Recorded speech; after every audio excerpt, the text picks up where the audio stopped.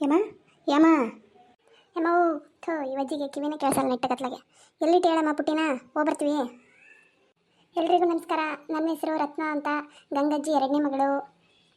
ಸ್ವಲ್ಪ ಸಮಾಧಾನ ಸಮಾಧಾನ.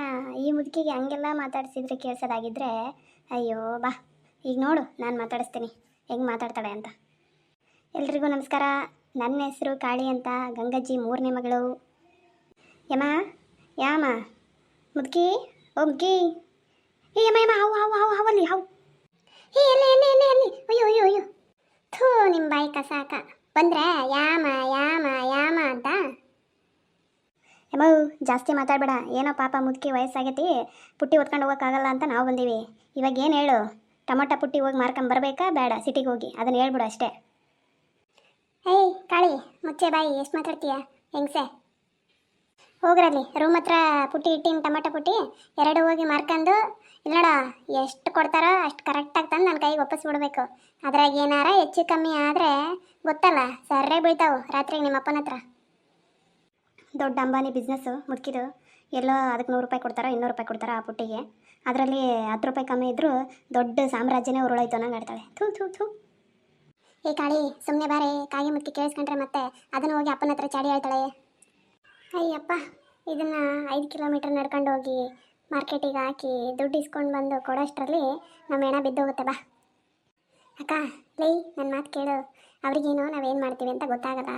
ಆ ಮುದುಕಿ ಏನು ಬಂದು ನಮಗೆ ಕೇಳಲ್ಲ. ಒಂದು ಕೆಲಸ ಮಾಡೋಣ, ತಗೊಂಡೋಗಿ ಮಾರ್ಕೆಟಿಗೆ ಹಾಕಿ ಅವಮ್ಮ ಎಷ್ಟು ಕೊಡ್ತಾಳೋ ಅಷ್ಟು ಇಸ್ಕೊಳ್ಳೋಣ. ಅದರಲ್ಲಿ 5 ರೂಪಾಯಿ ನನಗೆ 5 ರೂಪಾಯಿ ನಿನಗೆ, ಸರಿನಾ? ಆದರೆ ಇದನ್ನು ಯಾರಿಗೂ ಈಗುಟ್ಟು ಯಾರಿಗೂ ಬಿಟ್ಕೊಡಂಗಿಲ್ಲ ನೀನು. ಹಂಗಂದರೆ ಓಕೆ ಹೇಳು ಮತ್ತೆ. ಅಯ್ಯಪ್ಪ ಬೇಡವ, ನೀನು ಸವಾಸನೆ ಬೇಡ.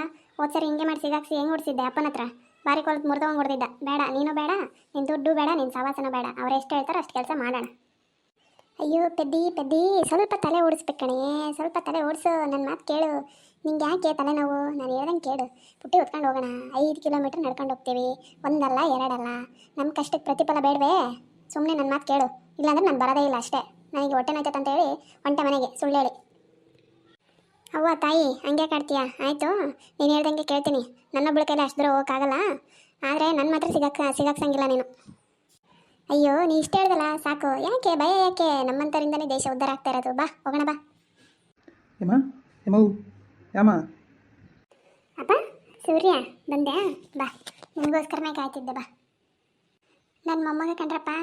ನನಗೆ ಸ್ವಲ್ಪ ಗಂಡು ಮಕ್ಕಳು ಅಂದರೆ ಭಾರಿ ಪ್ರೀತಿ ಕಣಪ್ಪ.